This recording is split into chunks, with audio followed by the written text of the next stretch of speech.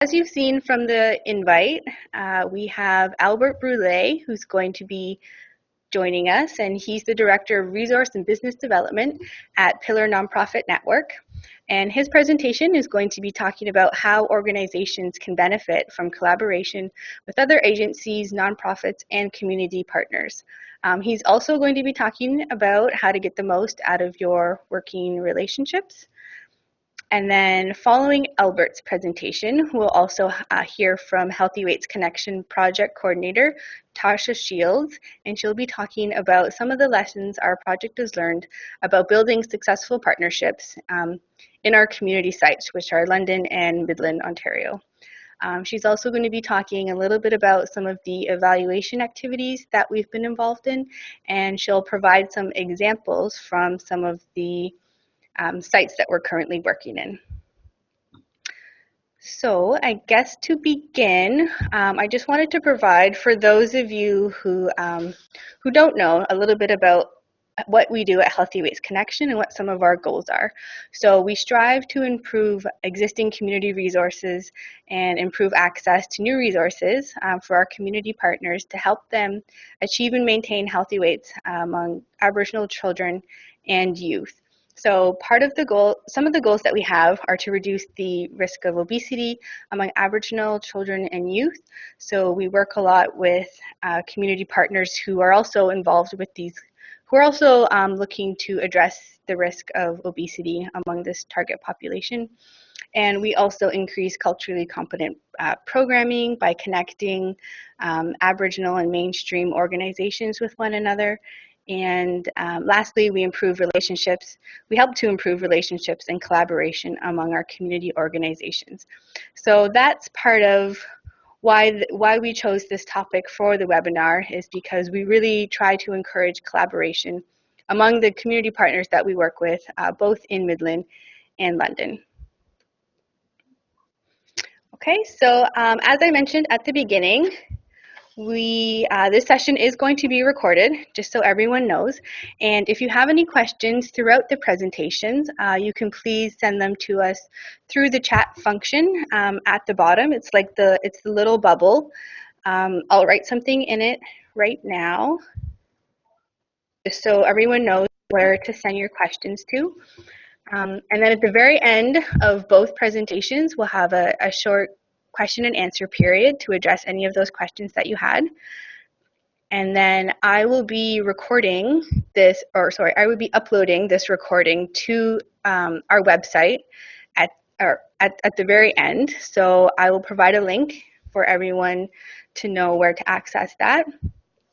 And we also have an online survey for you to fill out if you're interested, and I will provide the link for that as well. It's through SurveyMonkey, and I hope that everyone can take a few minutes to send us your feedback, just so that we can provide more webinars on topics that you're interested in and that may help you in your work. Okay, so we will get started with Albert's presentation. So thank you, Albert, so much for joining us today. And so, as I mentioned earlier, Albert works for Pillar Nonprofit, and he's going to talk a little bit about his organization as well and what they do. So thank you, Albert, and you can go ahead whenever you're ready. Okay. Well, thanks very much, Julia, and thank you to everyone who has for today. I'm going to cover our presentation. I'm more accustomed to being in a room with, interacting with people and presenting in that fashion. So two things crossed my mind. One, I'm going to turn the camera off on my end because I'm just worried that you're going to be so distracted by my good looks that you won't be able to focus on the content. So I'm going to sort of say goodbye on the camera side there. Hopefully the microphone will still be functioning. If it goes off, Julie, send me a quick alert or a message in the box there. I think we're still good to go. And so the second thing is that I am also more accustomed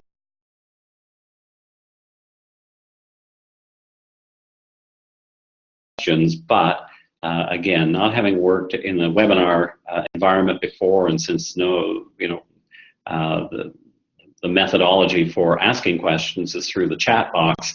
I wouldn't mind if someone has a burning question and they want to insert it, and I notice it, I will try to address that.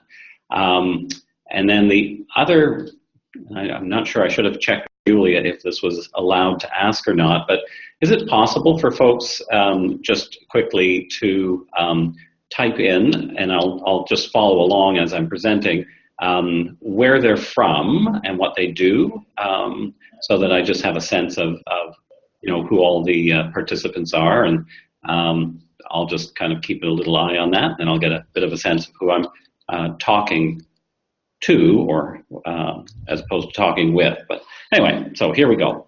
As was mentioned, my role at Pillar Nonprofit Network is the Director of Resource and Business Development.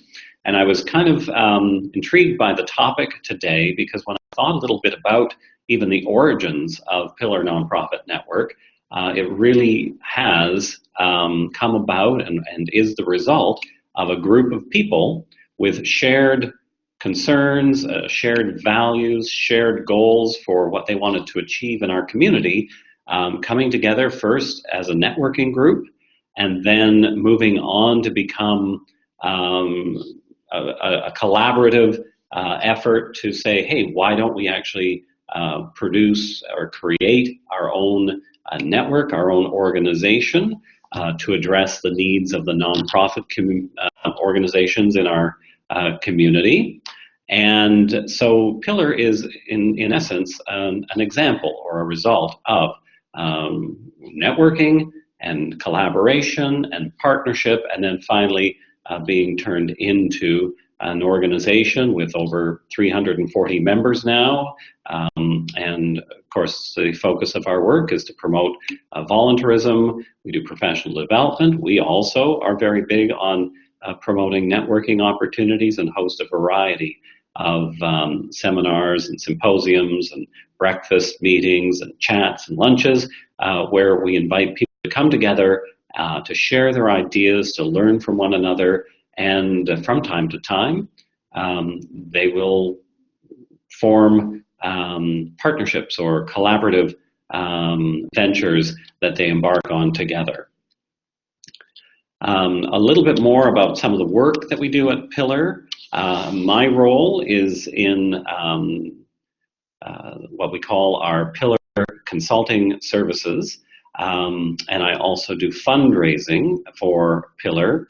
And so, again, a very, very big part of my job is fostering relationships, reaching out to community members, trying to promote cross-sector collaboration. So we reach out to business leaders, we reach out to people who work in government, community agencies, nonprofit organizations, educational institutions, all for the purpose of trying to promote and foster and make the impact of the nonprofit sector all that much more effective and strong in our community. So you see on the screen there some of the other programs that we have to offer. And one such program that we started a couple years back was in fact called our Community Collaboration Forum. And not unlike some of the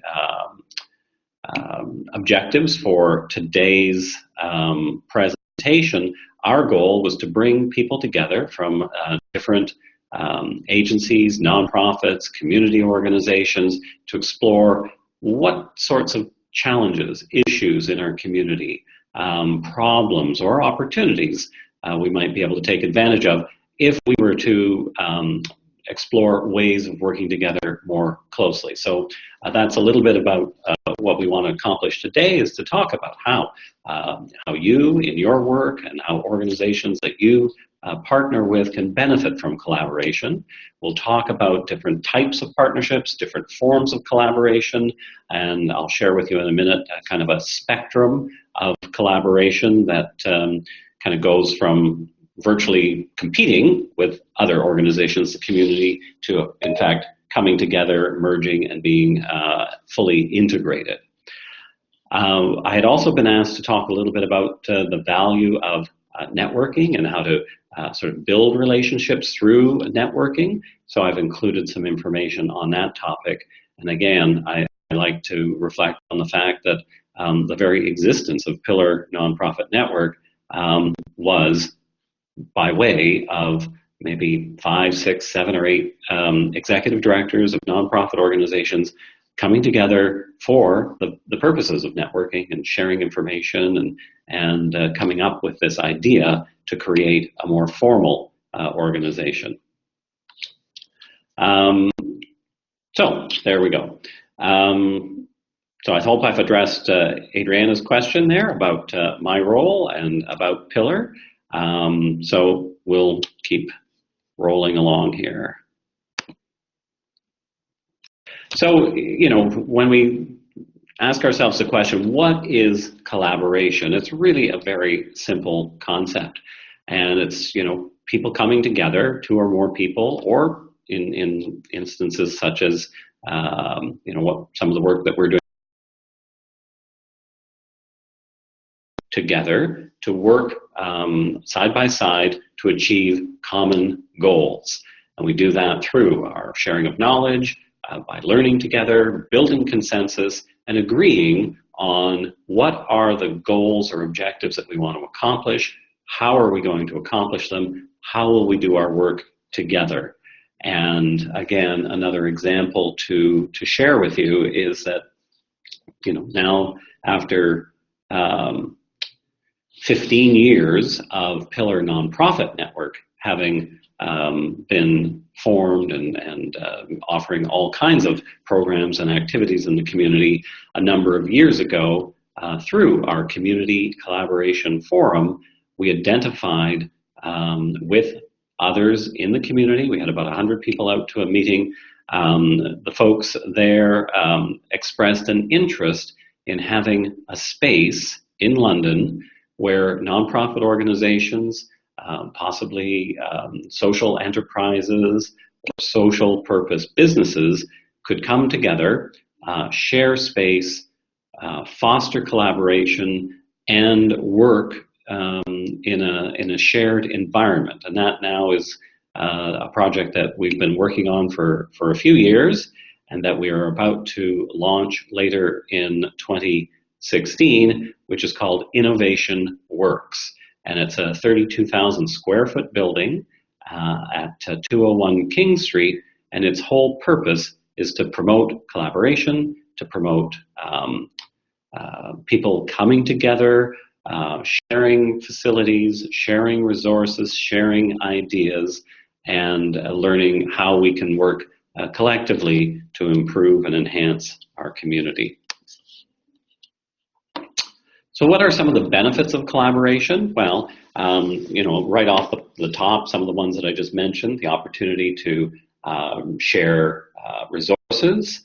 You can share the risks and costs of doing a project. If there's a big project that you would like to do, but you don't necessarily want to put your, you know, sort of all of your eggs into that particular basket, by bringing together partners that you believe would have the same goal and the same desire to see that project undertaken, they can partner with you, they can collaborate with you to help lessen the burden on you and your organization.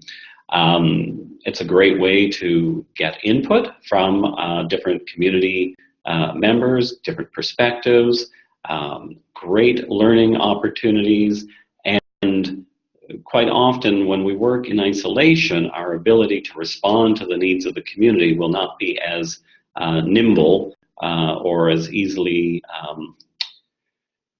brought to bear than when we work together. So again, our ability to create this new space would not have been possible for Pillar Nonprofit Network on its own but because we had some very significant key partners and then additional community members that came together, that we formed a project team and learned how to work together to get the project off the ground. It's because of that we can now look to an opening date of June 2016.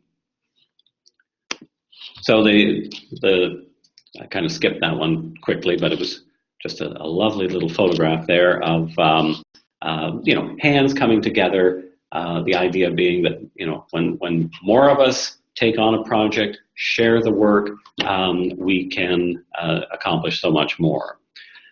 This particular graph or chart that we're looking at here, that we call the collaboration continuum, basically is intended to show varying degrees of how organizations can work together and some of the ingredients that are required for those types of collaboration to work.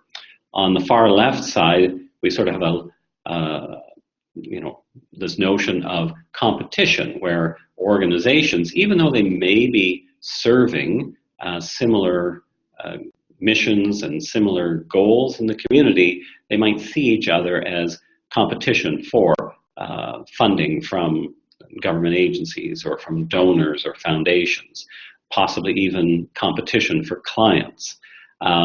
So that's where we say that it's a high protected turf kind of environment, where people are holding their cards close to their chest, not very willing to share, and in fact viewing each other somewhat as competitors. Then you kind of go to a neutral area of coexistence where, we don't mind that you're doing what you do. We'll just go ahead and do what we do. We don't really make any effort to communicate or to coordinate or to share information. And then over towards the right end of the spectrum, we come into those areas like cooperation, coordination, collaboration, where we begin to become a little bit more tight. The others are kind of like loose-knit ways of interacting with one another in the community.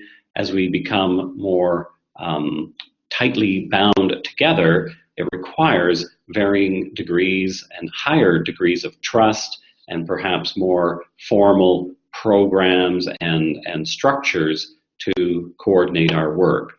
So, the theme of today is that box that we labeled collaborate, and that's where we agree that we have a shared mission or goal, that we will share in decision making. We'll come together as a collaborative team and build consensus, agree on a common agenda, and share in the work. And typically that would be for a longer term interaction.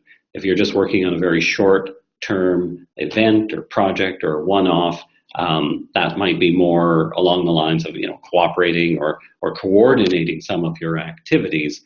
But collaboration is a little bit more formal. So what are some of the differences of working in isolation versus working in collaboration?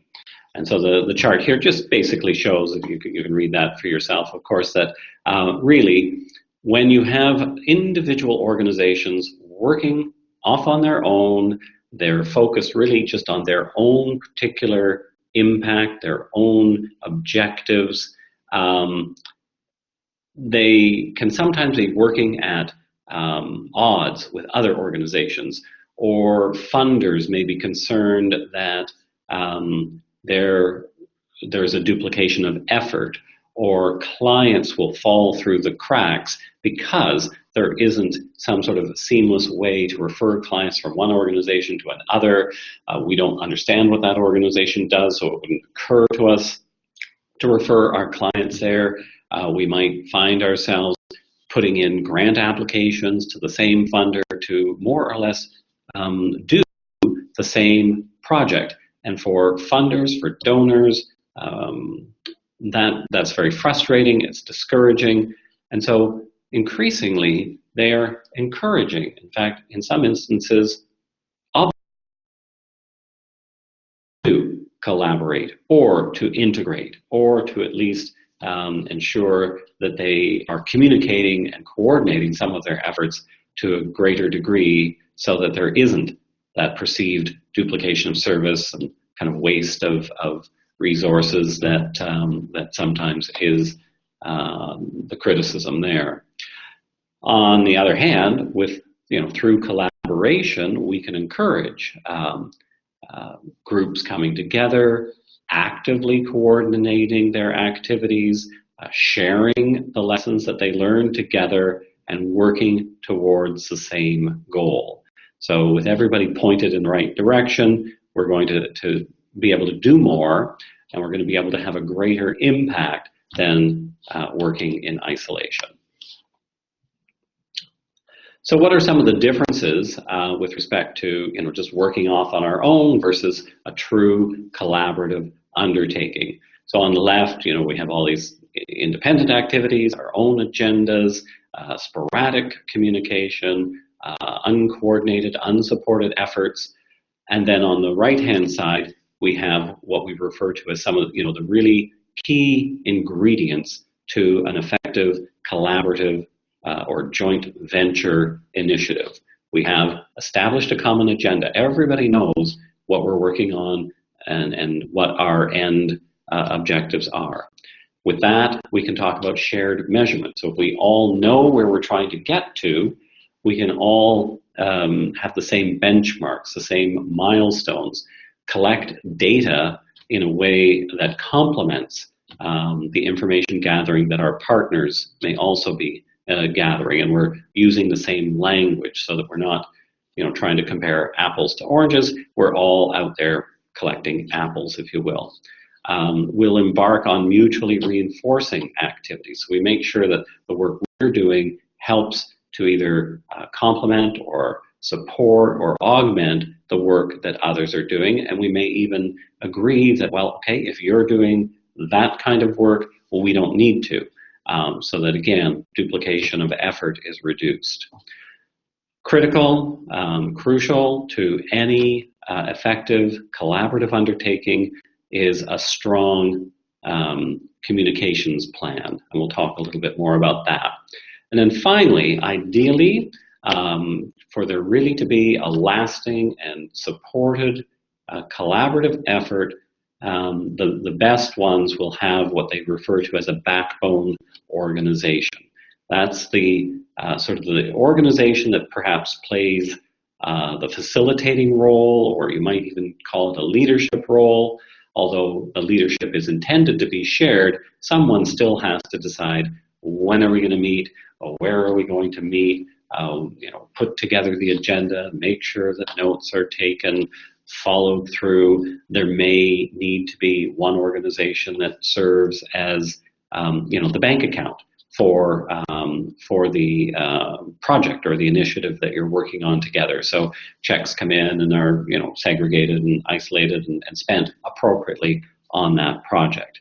For Innovation Works, as an example, Pillar Nonprofit Network is the backbone organization, but we truly value and view it as a collaborative joint effort with our partners.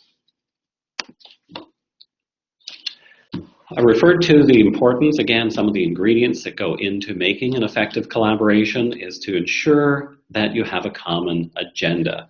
You want to make sure that you all understand and recognize what is the challenge or the opportunity or the issue or the concern that we are looking to address.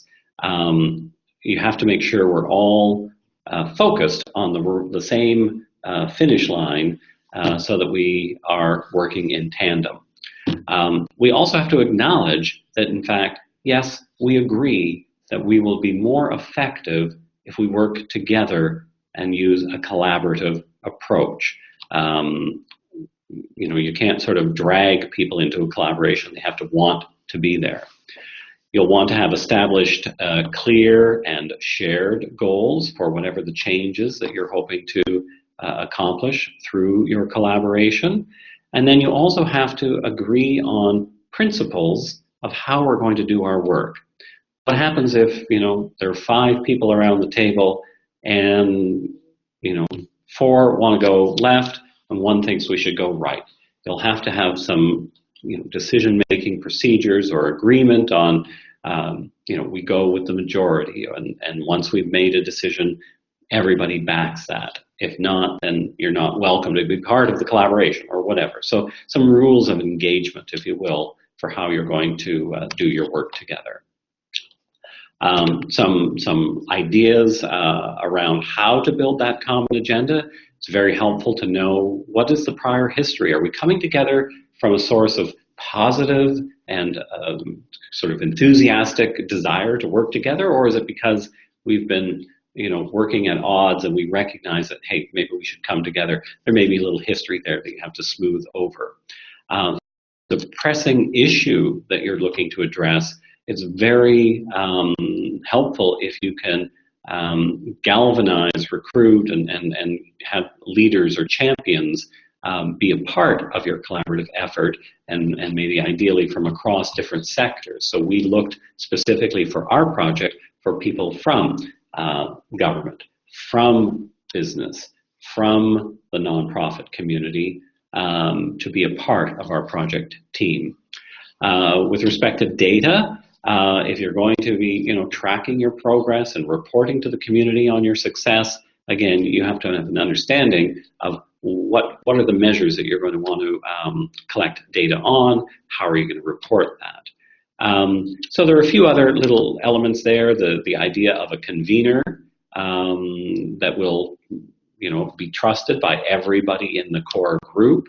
And you'll want to talk a little bit about how else do we reach out and generate community buy-in and see how and where can we leverage opportunities in the community. If we're addressing a particular issue, who else has a vested interest in seeing our success? How can we reach out to them? This is just kind of a fun quote. I guess Francis Ford Coppola was asked, what's the difference between a good movie and a bad movie? And he said, well, getting everyone involved to make the same movie. And the same can be said about a collaboration. If you've got 5 or 6 people around the table and 2 or 3 think they're working on one initiative or one goal, and the others kind of have their own agenda, but they're at the table, it can get very messy, and it won't really result in achieving the success that you're striving for. So we talk a little bit about the importance of mutually reinforcing activities. So if we have, for example, 3 organizations, they still have their own mission, their own projects, their own initiatives that they're pursuing, but they recognize that in certain areas we may be able to coordinate or complement our efforts. And in some instances, kind of right in the middle of those 3 circles, we might have a joined up strategy, something that we've created together that all of our organizations are a part of, each has a role to play, and we're going to execute that almost as if we were one organization. Our other activities may be coordinated or timed to reinforce each other, and then we still have other work that we do that may be unrelated to our collaborative undertaking, and we go ahead and pursue those activities. But we do look for how can we complement each other's efforts, what are some of those mutually reinforcing activities that we can focus our energies on.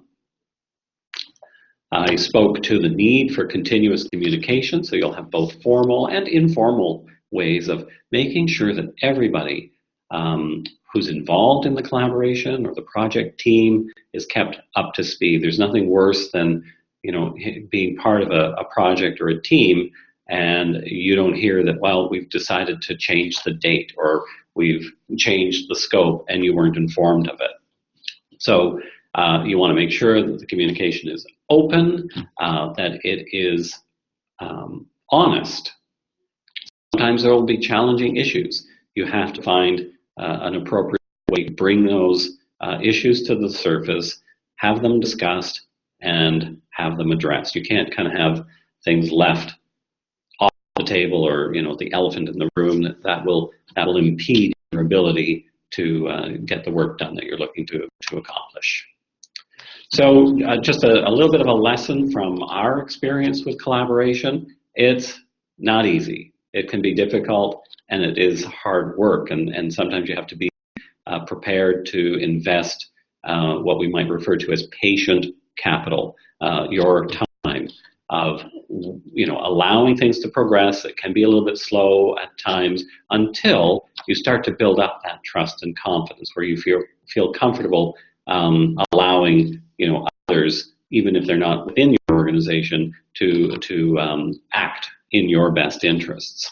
So getting to know the people on the team, we would often have special planning sessions or a little bit of a retreat, build in some fun to that, so that people feel, even though, again, we don't actually all work together, we see ourselves as a project team and support one another.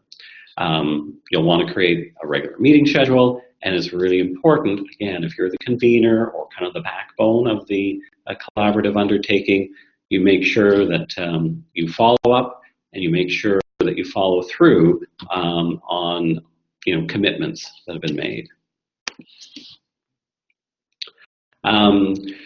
So again, I mentioned the fact that Pillar came about as a result of a networking group. And at the end of the day, collaboration really is about relationships between people. We can talk about organizations collaborating, but in reality, it's the people within those organizations that make the collaboration possible. So networking is a great way to get out into the community, to meet others that may share your values and goals. And so I have a few slides just to talk a little bit about networking. And I have a funny little story to tell you. I've relocated myself here into a different room, and I just noticed that my battery is running low. So if I die in the middle of a slide, if I fall off, I'll just be running to grab my plug-in. But and then maybe someone else can take over for a few minutes. But the subject here is about networking, and who do you know, and how can you use your network to help advance the important work that you're doing. So some questions to ask. Who do I know? What is my connection with these contacts? How often do I reach out to them? These are very simple questions, but sometimes people forget. You know what? I actually know a lot more people than springs to mind. So you can actually do some exercises of writing down things like, people that I see at the gym, people that I run into at the grocery store, people that I see at church, people who are colleagues of my partner, and think a little bit about what are the connections or the ties that you might be able to benefit from if you start to really build kind of like a network map of the contacts that you have in the community. So I think these are pretty straightforward. People, appreciate and understand there are benefits to networking. I'd say from a desire to build collaboration, networking helps you identify people that you can help and that in turn can help you to accomplish a project or an initiative or some advocacy work that you both care about, are passionate about, and also, again, because it's about people and building relationships, I love the fact that a lot of the people on our project team are people that I really enjoy and have fun with. And it's just, the fact that we were able to draw on a wide network of potential individuals to be part of that team. The broader your reach, the more selective perhaps you can be in who you want to work with, and finding people that might be a great mentor to you or that you can be a mentor to, gain some professional contacts, and explore and look for opportunities to work together. Just some tips about, making your networking as effective as possible. I think, one of the messages that will pop up in here quite frequently is follow up. Offer to help. Thank people when they help you. Be prepared to give and to, don't make it all about you. Make it more about the person that you're networking with and how can you support them and make them want to come to you when they need help or can benefit from knowledge that you may have. Contact tracking, you can get quite sophisticated with a Salesforce database or something as simple as a shoebox with some recipe cards. I bet there are people on here who don't even know what a recipe card is from the old days before we had databases. But, just making sure you have a way of keeping track of your contacts and maybe how did you meet them and what were some of the follow-up activities that you delivered on so that you know how to leverage that relationship. So again, conversations and talking to people and coming together with people to talk, that's how quite often some of these opportunities will emerge. So a number of tips here. Again, these are pretty straightforward. It's sort of like the golden rule, treat people as you'd like to be treated, say thank you if you commit to something, follow up, and be prepared to give more so than expect people to be coming to you with an offer. So here was an interesting idea that I kind of just threw in at the end because again it's something that we did at Pillar.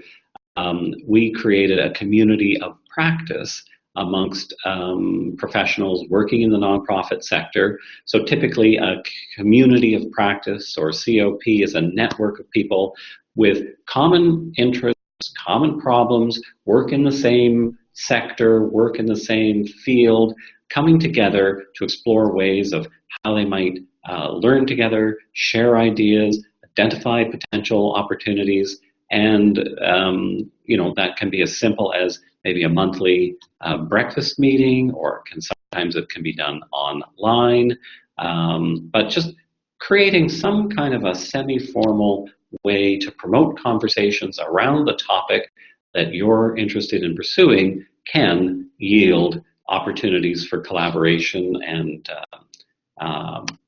potential opportunities.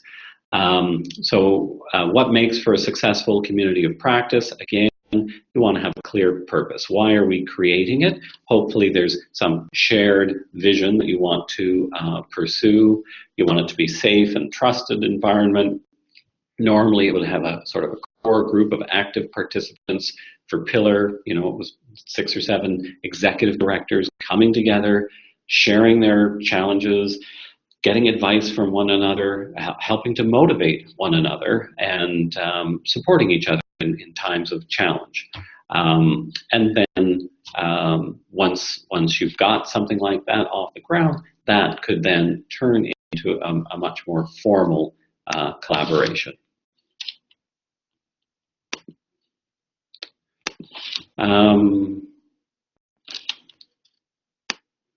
So I think, is that the end of my slides, Julia? Yes, I believe that's it, Albert, unless there's anything else that you would like to share with us.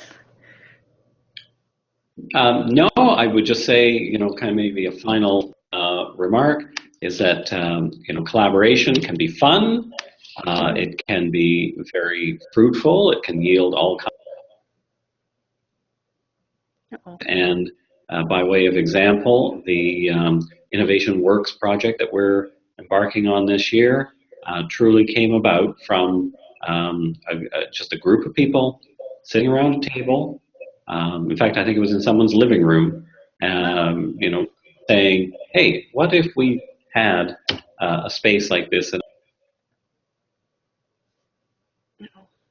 but we were able to. Oh, hello, Albert. You seem to be cutting out a bit. I wonder if his laptop died. Okay, well, hopefully, Albert, you can connect with us again.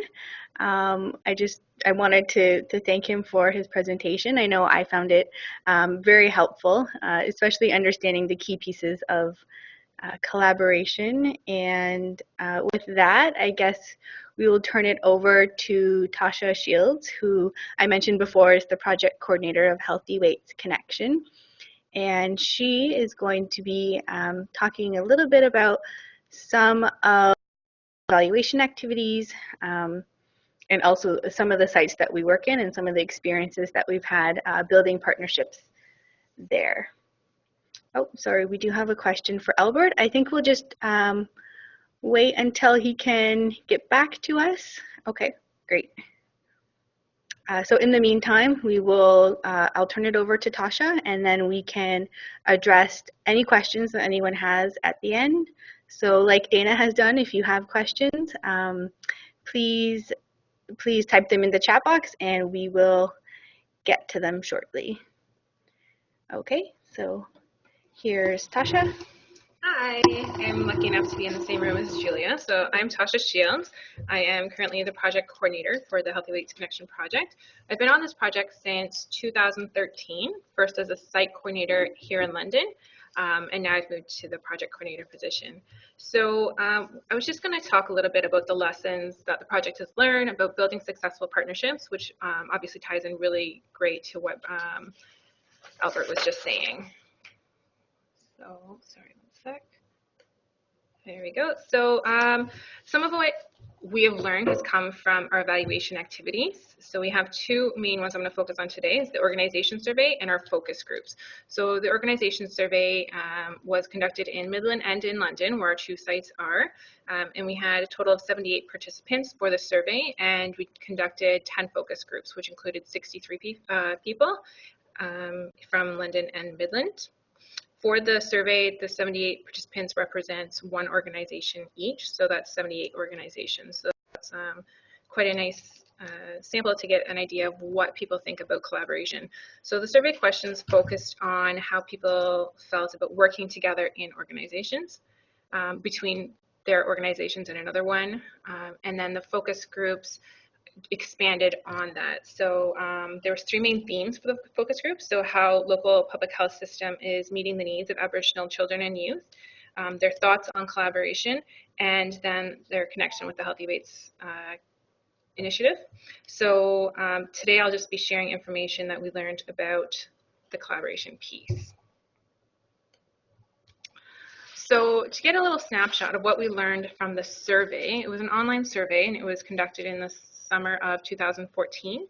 And so the respondents had very positive views about collaboration and generally just working together. So as you can see from the little pieces that I've pulled here, in London, the respondents had 100% agreed or strongly agreed that working together can help organizations leverage more resources. So this is by joining together either to write a proposal or just sharing resources. They're able to work together well. In Midland, 94% of respondents agreed or strongly agreed that the projects are more sustainable when organizations work together. Also in Midland, 76% to a great or very great extent thought that working together helped acquire new knowledge about services and programs. So the more you work together, the more you're able to share between individuals and therefore between organizations.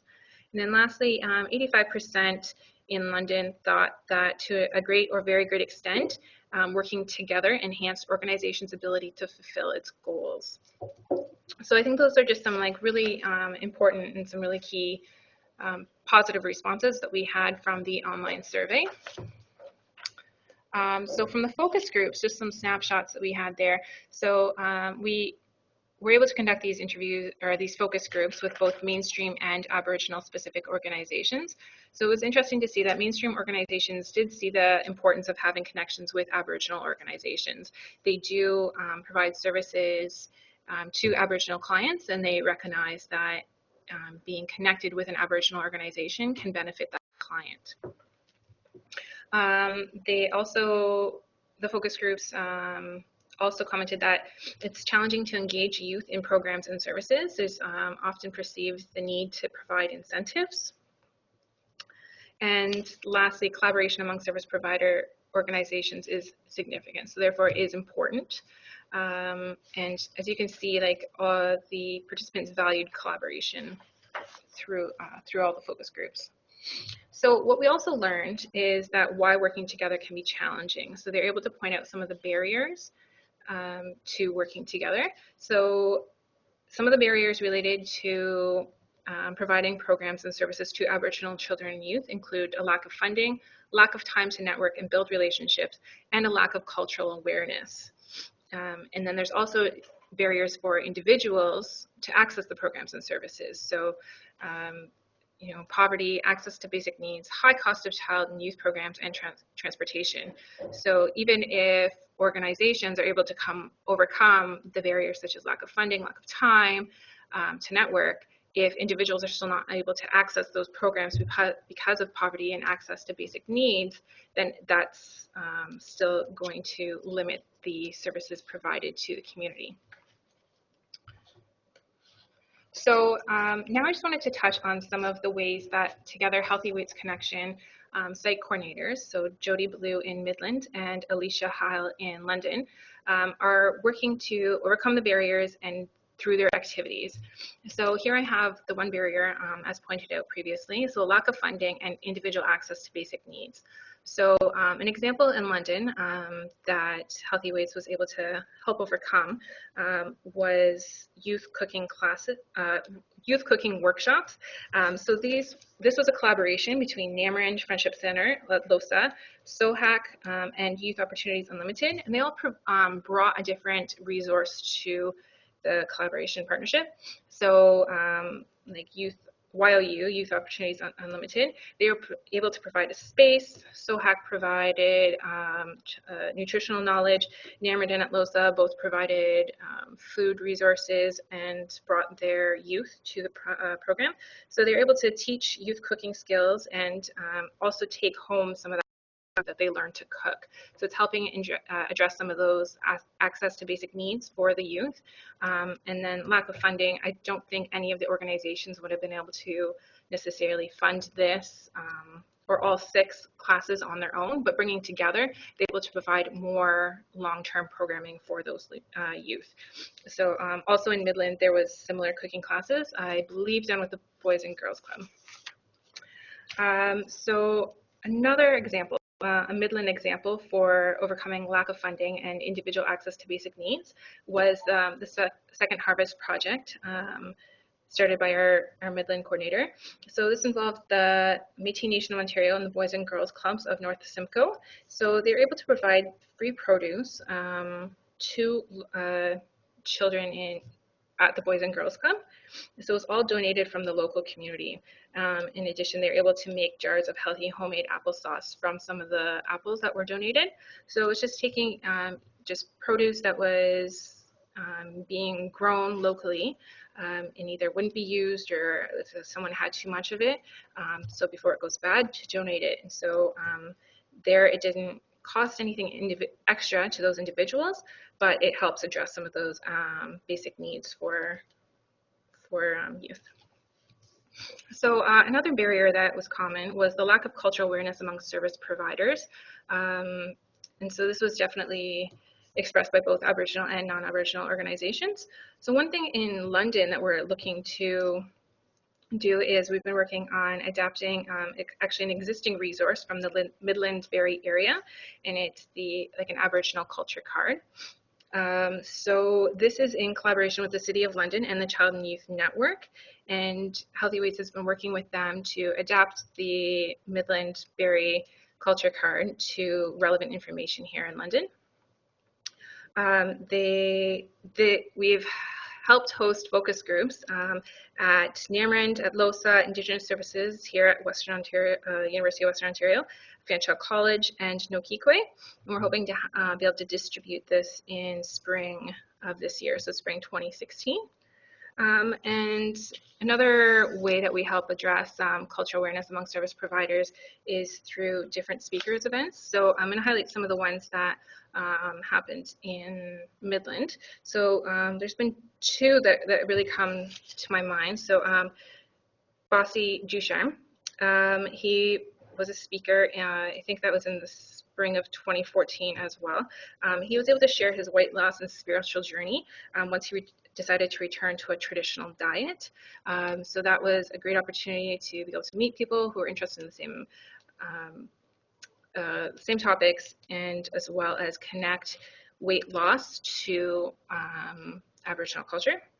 And then more recently, Jody hosted a presentation by Mitch Baird, and he looked at the physical activity through an Aboriginal lens. So once again, connecting being active to an Aboriginal perspective. So in addition, there is often the lack of time to network. So I think Julie will be just talking a little bit about some events happening in London and Midland, hosted by our Healthy Weights coordinators. So she'll share the details about that. But as you can see from all of these barriers and the activities that Healthy Weights has been involved in, you can see there's common goals, there's examples of coordination and collaboration, as Albert had pointed out. And often in these examples, Healthy Weights is working as the backbone organization. We're not necessarily the ones front and center, but we're helping, create that common goal and bring people together and keep moving things forward. So part of what we also do is looking at the Healthy Weights, our resources. So we're able to help organizations apply for funding. So as Albert mentioned, applying together helps move organizations from working in isolation to working in collaboration. So we are happy to help host any meetings or just working time together to be able to create those common visions. Also, so to support collaboration in each community and between communities, we share news and event stories on our website. So the examples that I have given you are on our news and events stories page, as well as in our newsletters. So this is just to be able to ensure that the great work that is happening in London and in Midland will be shared more broadly, so that way people can generate ideas and get ideas from each other. We also have fact sheets, because we know that sometimes finding information can be challenging if you want to find it quickly and make sure that you have credible resources.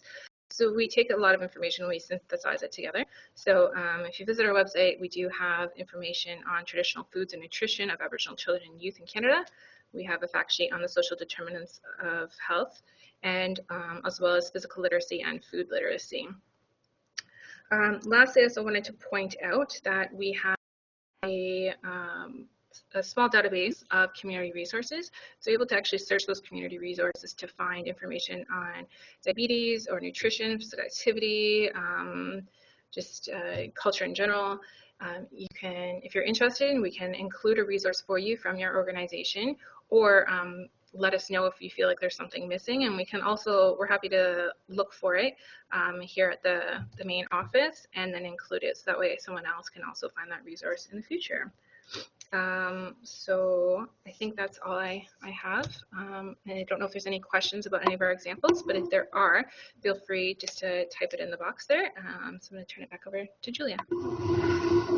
Thanks, Tasha. So I hope you all enjoyed a little snapshot of what we're doing here at Healthy Weights Connection. Albert, we're happy to have you back. I hope you are able to, okay. I hope you're able to chat with us as well. I know we have a question that was from Dana that was for you. I'm not sure if your audio is working. I think I'm back again. I had a little trouble logging back in. Perfect. So I may have missed the question. That's the only problem. Sorry. I can relay it to you. So Dana was asking about how long it takes, how long, like if you can provide an estimate of how long it takes to get to true collaboration. And the reason she's asking is because a lot of the times funders will request the collaboration, but sometimes that takes too long and you kind of have a short time frame for these relationships to develop. So that's the first part of her question. Funding will sometimes, promote collaboration on an accelerated basis. So, I mean, if a funder's saying, look, you guys need to come together and work out a common vision for what you want to accomplish, quite often that will spur people to say, okay, look, let's work this through, and you can probably achieve that on a fairly rapid basis. But is it true collaboration? I guess might be part of the question there. Perhaps not. And so again, the true collaboration, I think, is going to be determined, and how long it'll take, by how open people are to the idea of working together, and how trusting are they and willing to give, and share information, share resources, and spend the time that it's going to take to make the collaboration come together. So you might have a series of meetings that you feel are not really going anywhere, but again, that's where that persistence and willingness to stick it out, if it's worthwhile, will get you there. If I think again about the collaborative undertaking for Pillar to get the building off the ground, that actually went through probably 2 or 3 different iterations where different groups of potential team members and collaborators came together, went down the road a little bit, then it stopped. So that actually took almost about 6 years to come to fruition. The other example of Pillar getting off the ground, I think, actually happened in a matter of months. I think within 6 or 7 months of them saying, hey, why don't we consider bringing together an organization, they were able to move on it fairly quickly. So I'm just reading a question from Ornell about experience in moving organizations from competing or coexisting towards greater cooperation, collaboration, and I have had experience with that, and again, that can take a long time if the nature of the original relationship was along the lines of being competitive or just tolerating each other's existence to eventually coming together and working together. And so I'm thinking of an example of a couple of organizations in downtown Toronto, both social service agencies that I've done some work with. They're into about year 3 of actually formally integrating. They actually voluntarily integrated at the board level, created one organization, merged their administration and their programs, and they're still a little bit, not quite totally there, a bit of an us and them syndrome between different programs and departments. So it can take a long while, but it's an improvement over having 2 organizations doing more or less the same work and competing for funds. So it's still an improvement, but it could get better. Okay, great. Well, thank you for taking the time to answer those questions. Adriana, I wasn't sure if you had a question or not. I see that your hand was raised there. If you wanted to add your question to the chat box, that would be great. And if not, in the meantime, I'll just move along. I wanted to promote some of the events, upcoming networking events. I know Albert had provided a bit of information about how to network and why it's important. So, and Tasha had mentioned that what we do here at Healthy Ways Connection is we have these networking events because we are big promoters of collaboration. So we have 2 that are coming up soon. One is next week, and it's happening here in London, and it's called Connecting Through Indigenous Foods. So this is happening on Monday, February 22nd, which is next Monday, and it'll be held in the afternoon at the Byron Optimist Community Center. So if you are interested in registering for this, I will provide the link for that in the chat box, sorry. If anyone, there's still some spots left, so you can register here. And then the second one is happening in Midland, and it's Merging Passion with Culture. And the presenter for that one is Sante Smith from the Kawahi Dance Theater. And she's the one who has come up with the Powwow Dance Boot Camp. So I think she might be doing some demonstrations of that. And at both events, there will also be some healthy traditional meals provided, so hopefully people are interested in coming out for those two events. And as I mentioned before, we have a survey as well that we're hoping people can take a few minutes to fill out. The link unfortunately doesn't work in the PowerPoint presentation, but I'll just send it here as for everyone to click on, and if you can just take a few minutes, that would be great. And then at the very end, I'll provide a link for the webinar. I can send that directly to everyone's email to make sure that you have it. So I just wanted to say thank you to Albert and Tasha for both your presentations. I found they were both very well done and informative. So I hope everyone else enjoyed them. And if you would like to get in contact with any of us, our emails are there on your screen. And thank you for joining. And thank you for the opportunity. It was fun. Sorry about my battery. Yeah, no, that's okay. I assumed that's what happened. But so I will be in contact with everyone through email, just to make sure you have a recording of this and share it with everyone you know. Okay. Cheers.